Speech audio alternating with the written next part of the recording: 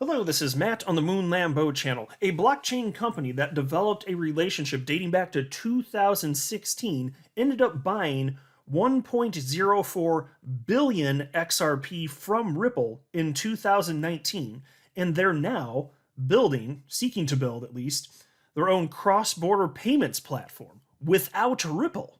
Well, isn't that interesting? Sounds like a similar use case, right? Very interesting indeed. Now, is this bad? Look, there are actually a couple companies that are working together with the Bank for International Settlements that have built prototypes. One of them is the company that I'm referencing right now. And I covered a portion of the story in a video, I think 3, maybe 4 days ago. And you may remember this headline if you saw the video. It was from crypto media outlet U Today. It was a little dramatic, but their headline was, Ripple is under siege as 63 central banks collaborate on new payment system market.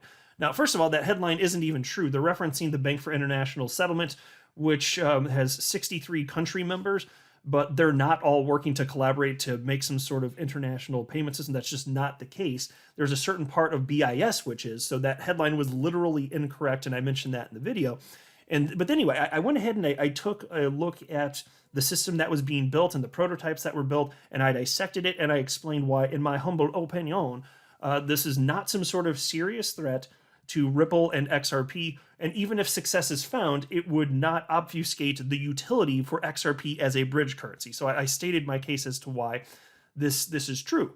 But still, a company that holds, or at least held, we don't know for sure if they sold necessarily, but at least held a massive quantity, over 1% of total XRP on the planet, that held that much, building a payment system that's interesting. Would XRP be a part of it? Or is it that did they sell all their XRP and they've taken the money and run, and now they're creating a platform that doesn't need it for some reason? And is this going to be a problem for Ripple? And the project that I'm citing here is called Project Dunbar. Now, there was a member of the XRP community who goes by the name Wrath of Kahneman who had a really thoughtful thread, and he came to a lot of the same conclusions that I did, but he also delved into this portion of the conversation that I didn't really touch.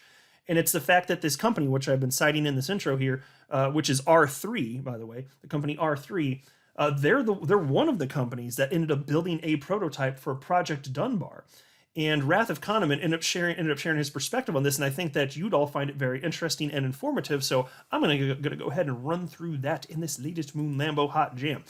And that's the only topic on deck for this video. But before going any further, I do want to be clear, I do not have a financial background of any kind. I am not offering financial advice. And you definitely should not buy or sell anything because of anything I say or write. I'm just an enthusiast who enjoys making YouTube videos about crypto-related topics, but just as a hobby and just for fun. Here's a headline from Ledger Insights, which dates back to December 24th, 2020. So this is 2 days after the SEC sued Ripple, and here's the headline. SEC legal papers reveal R3 Ripple settlement was more than $240 million. And without getting into all the nuts and bolts of this, which I have talked about in the past, and not that they're all in the fresh at the front of my brain anyway here, but there was a dispute between Ripple and R3 after they formed their relationship in 2016. They were working together in some capacity to find some sort of use case for XRP, and Ripple ended up finding that R3 didn't really fulfill their obligation, and as a result, their buying option for XRP, they said, nope, it's no longer on the table because R3, you didn't fulfill your obligation. Well, there ended up being a settlement, and they came to an agreement, and R3 actually did ultimately end up buying some XRP, and I'm going to share with you some of the specifics here, but let me share the top part of this article. Ripple and enterprise blockchain firm R3 were previously involved in litigation over an options agreement that granted R3 the right to buy 5 billion XRP. A critical detail about the confidential settlement reached in September 2018 was leaked in SEC legal papers filed against Ripple on Tuesday. So because there was this lawsuit, we found out more about the settlement between R3 and Ripple. And here I'll show you the actual initial legal complaint dated, here you can see December 22nd, 2020. And it's this section 144 right here, which reads as follows. And they don't cite R3 by name, but there's only one company on the planet that had an option to buy 5 billion XRP, and as a result, we know that what's being referenced here is the company R3. And it reads as follows. In 2016, Ripple entered into an agreement with an enterprise software firm based in Manhattan that gave the firm an option to buy up to 5 billion XRP at a discounted price in exchange for efforts to help Ripple develop a use for XRP. The amount of XRP available for purchase under the option was later reduced, and option investor B, which is R3, purchased at least 1.04 billion XRP in 2019. So there you go. They had a settlement in 2018. The purchase actually took place for over 1 billion XRP in 2019. So we only know that happened because of the lawsuit. Now, as far as how the SEC figured this out, I don't know. All sorts of stuff leaked, obviously, to the SEC, and people were talking that maybe should have kept their damn mouth shut. There's some stuff like that, but that's what happened. And it was estimated that depending on when the purchase took place, it would have been worth either $240 to $470 million worth XRP at the time. So over 1 billion XRP, which is obviously worth a lot more now. So now you get into Project Dunbar. So that's because that's a little background on R3, interesting background. So boatload of XRP, massive holder of XRP, unless they've since sold it and we're just unaware. I haven't seen anything to that effect or any proof of that. So maybe they still, I don't know. They probably sold some of it. Help with their burn rate, because I don't know. I don't even know if their company would be profitable outside of the investments that they've gotten from venture capitalists and with XRP. I'm not really sure, to be honest with you. But regarding Project Dunbar, it's basically a model that was set up to replace individual payment rails in individual countries. So like the way that things are set up in terms of payments, domestically, there's typically not a bunch of friction because by and large, there's a universally adopted payments rail system within each individual country. So in the United States, ACH, and there's all sorts of others, the world over. And they vary in terms of quality and speed, but usually there's not an intense amount of friction. You get more friction when you want to convert from one fiat currency to another, from one country to another, especially if there aren't intermediaries, because there aren't relationships set up there. And so the proposal here is to get all of these individual countries on board on one payments platform, payments and settlement platform, actually. And it does require the utilization of central bank digital currencies, with what they proposed anyway. And there are all sorts of concerns, which I highlighted, and Wrath of Kahneman shared some of them. So I want to share with you, and you'll see, like, if you listen to that video, you'll see there is going to be a reasonable amount of overlap, but he also does get into some of his own personal opinions, there are his own personal opinions, I'm saying, that are different than mine. And he also delves into this idea of, okay, what's going on with R3? Is this actually a threat? Is this good or bad for XRP holders? And my position has been, this is a walled garden system, even if it gets adopted, and right now we're just in the prototype phase. So even if it's adopted, you're still going to need to bridge all of these various payment platforms that are walled gardens together. You've got to glue them together somehow. And XRP is being positioned as the neutral bridge asset. It's the only cryptocurrency on the planet that is being positioned for that use case today.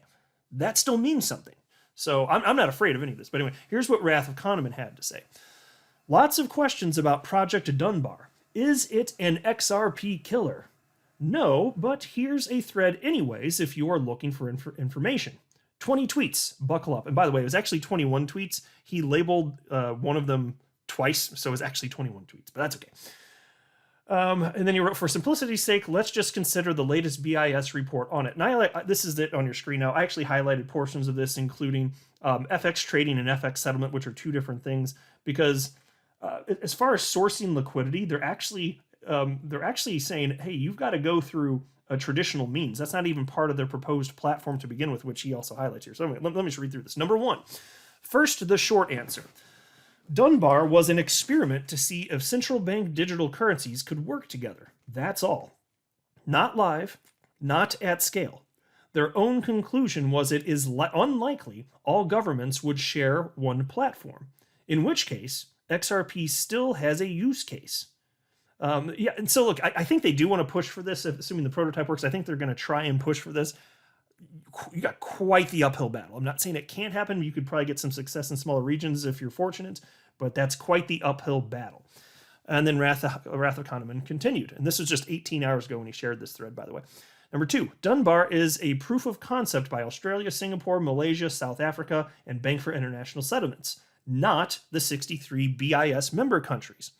It was conceived as a multi-central bank digital currency system tried on two blockchains. Quorum, an Ethereum chain developed by Consensus and implemented by Partior, and Corda, developed and implemented by R3. So R3 there, they're one of the ones that built a prototype. There's two separate prototypes, and they're the ones that had, at least at one point, over 1 billion XRP. Number 3, proper use of this multi-central bank digital currency means participants must already have a national central bank digital currency, by the way.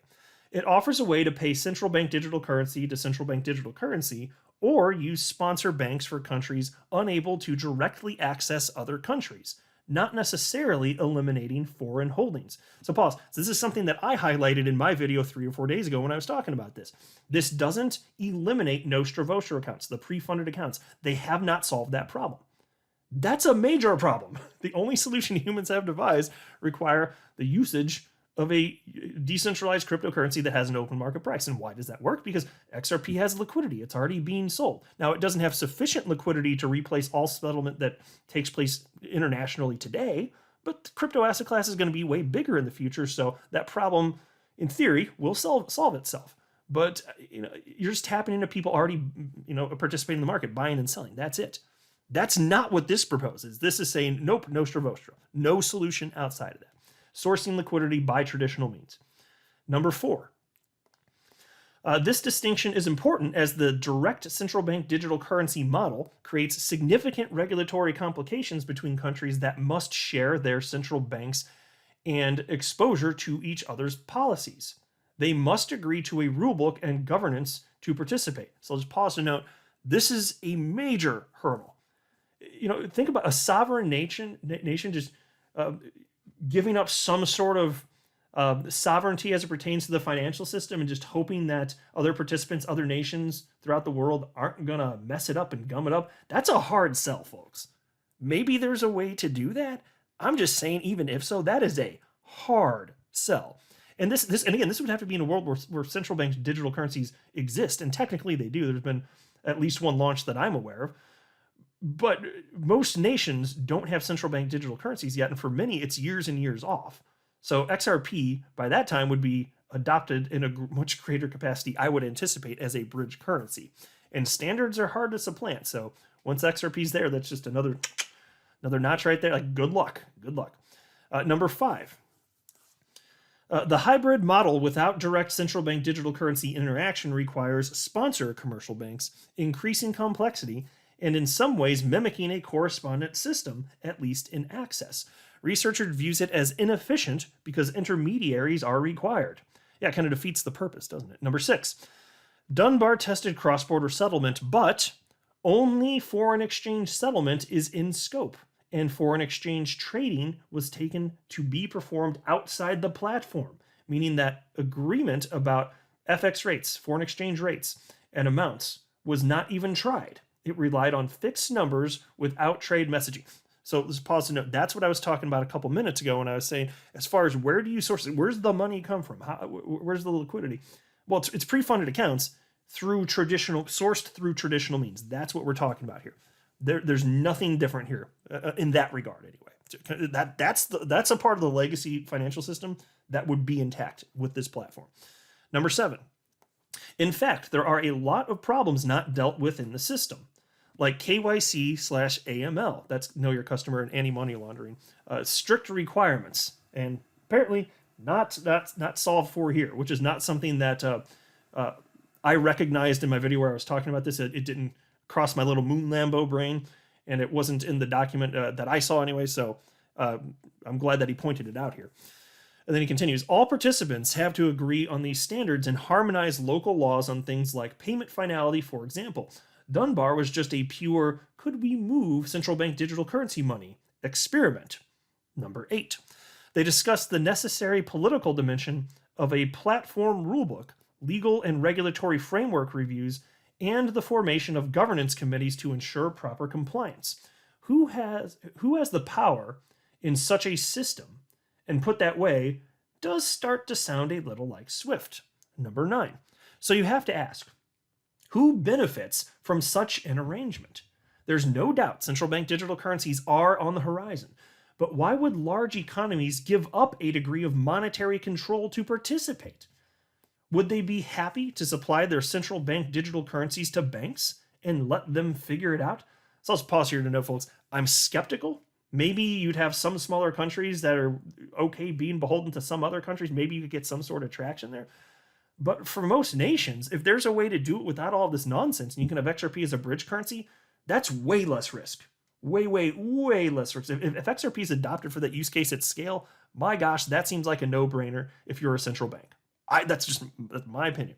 Number 10, they conclude it would be best if, quote, a single global settlement platform that connects all central banks and commercial banks, end quote, were implemented, but admit it won't happen. Instead, they foresee regional platforms. And that means something would need to go between them. Hint, XRP could. Number 11. So Dunbar-like projects could potentially consolidate some currencies while reinforcing the need for go-between assets. It is still a ways off and no reason they couldn't integrate any other digital assets like XRP too. And now, a word about the tech, Partior and Corda. So this is the part where we're going to soon be into a little bit of discussion about R3. Number 12, Partior is a payment platform venture by Temasek in Singapore, JP Morgan, and DBS that uses Quorum, which is the consensus project, with Joseph Lubin, everybody's best friend, which is an Ethereum-based solution. Gas fees are set to null. It's not exactly an open platform, though they say it will be at first. In Dunbar, on AWS, only SGD and USD currencies right now. 13 provides, actually I don't need to do that. That one is just links to some articles on that, so we can skip to 14 here. 14, R3 used Corda, an open source blockchain system to build their example. Corda isn't a payment platform. In Dunbar, it's ran on Azure. But we have to address the Corda settler that uses XRP mythos there. And many of you may have heard this. R3 has developed the Corda settler. There's the Corda blockchain, and then there's the Corda settler, which are actually separate pieces of software technically. And so I don't think there's a deep understanding. Not that I have like some insanely deep understanding of this, but I understand some of the basics. And I think even some of the basics aren't really understood in the community. But the Corda settler like uses XRP. You may have seen that spoken about over the last few years, in particular in the community. Well, you can settle to XRP. The Corda settler, it's not the same as on-demand liquidity. It's not being used as a bridge currency. Corda was basically set up as a smart contract platform without a native cryptocurrency attached, if memory serves. I researched this like literally years ago. I made a video on this in probably like the beginning of 2019 because I was curious about it because people were talking about it back then. Corda settler, XRP, this is great. So I looked into it. And basically it was a smart contracts platform, Corda is. And then once you have some sort of finality with a smart contract, for example, then there can be, maybe there's a payout that would be necessary as a result of however that smart contract's in, and then you can settle to XRP. So that would be the payout effectively. It doesn't have to use XRP, but it could use XRP. And so that was what I came to realize upon researching that. It's not as if it's XRP is required. I think there's a bit of a misunderstanding there, at least back then throughout the community. Maybe it's more cleared up now, I don't know. Anyway, so number 15, Corda settler just isn't XRP specific. XRP was the first asset implemented at SBI's behest when Ripple and R3 still had a relationship. But it was built to handle any asset and never intended just for XRP. Check their comments out at bottom of this page. And for the purposes of the video, I'm not going to pull up the link. Number 16. So Settler isn't a backdoor. It's a Corda app you can use to handle any payments, including XRP. And it's likely just as easy to implement XRP payments in a Quorum app, too. Or for Bitcoin, for that matter. The ability to use a token does not imply a need for it in this instance. Number 17. But R3 has incentive because they hold XRP. True, and at one point R3 had 1 billion XRP. Now, well, Ripple and R3 sued each other, and the case highlighted them as payment competitors. Originally limited to sales of 50 BPS daily, so that'd be 50 basis points daily volume on XRP Ledger, have they sold it yet? See, that's a question. I don't really know for sure, but they either had or have a massive amount of XRP, right? Number 18, does R3 still have financial motivation to see XRP succeed? Not more than actual current paying jobs, and there's no need to sneak it into the Dunbar tests. They could use it in existing products. Number 19, but SBI is an investor in R3 and Ripple. Also true, but SBI has been using Corda for blockchain systems and stablecoins independent of Ripple so far. They hope for synergy and have encouraged it, but we've never seen any fruit from it. And number 19. So this is the second number 19. So because like I cited, there's a little mishap there. He actually had 21 tweets. He writes, so where does that leave us? Dunbar was an experiment, that's all. It sought to address a particular aspect of cross-border transactions between central bank digital currencies. To prove multi-central bank digital currencies can technically be done when trust and cooperation are present. And then he writes in parentheses, I also think it benefits banks more than governments. And then number 20, the final tweet. XRP is still fast, reliable, and trustless for settlement, and therefore has a use, even in a world the Dunbar projects come to fruition in with multi-central bank digital currency platforms. Enjoy the weekend, everybody. And so that's true. I do agree with that. I think he's pretty well hitting the nail on the head here. And a lot of that, again, if you watched my video a few days ago, he came to a lot of the same conclusions as me. Now, I'll say this, because there's always alleged Ripple and XRP killers out there. Oh, there's so many cross-border payments out there. Here's the thing. None of the platforms I've ever seen are trying to position a decentralized cryptocurrency as a bridge currency. None of them. I'm not aware of a single one on the entire planet. Not one. And this is the only solution outside of Nostra Vostra accounts that humans have devised to this point. And so that's why I look at this and I'm just like, duh, of course it works. Unless something comes way out of left field, okay, fine, maybe that's possible. But that's why one of the reasons when I look at the long-term viability of XRP, I'm like, if XRP is solving a problem, that represents value. If something is valuable, humans don't just throw it away. If there is no other solution, XRP is the only crypto solving, even attempting to solve this problem on a global scale, doesn't that mean it's going to be long-term viable? Well, yeah, and again, let time pass. Maybe stuff happens that I couldn't even foresee over the next decade or two, who knows? And another cryptocurrency comes in and somebody sufficiently plants it in there and says, okay, maybe. But Ripple has such a head start for this use case. If this is really going to gain global traction in a more meaningful way, this idea, I think it's going to be XRP, because there isn't even another cryptocurrency in second place now. There is no second place. It's just XRP for this particular use case. And then on top of that, don't forget there are other use cases for XRP. So in terms of long-term viability, I'm just like, duh. Like everybody else can look back in hindsight and see, oh yeah, now it's obvious. I'm like, well, it's pretty obvious right now, but only so long as this adoption continues. If we start to see somebody come in and edge out XRP for multiple use cases in terms of, a place in the market, okay, fine. Then you'll hear me start to sing a different tune. But even then, I'm acknowledging that could happen. I just don't see it happening. So right now, and that's why I keep monitoring this too. Like what's happening, as long as XRP continues to solve real problems for real people, I don't think it goes away. And it is. So I couldn't be more optimistic. So everybody else creating their own payments platforms, fine. Let XRP glue them all together. That's fine. You create your own little walled gardens. If you find traction, hey, super thumbs up for you. I'm happy for you. But XRP is still going to have utility. So anyway, I'll go ahead and wrap up there, though. I am not a financial advisor. You should not buy or sell anything because of anything that I say or write. That would be a very, very, very bad idea. Until next time, to the moon, Lambo.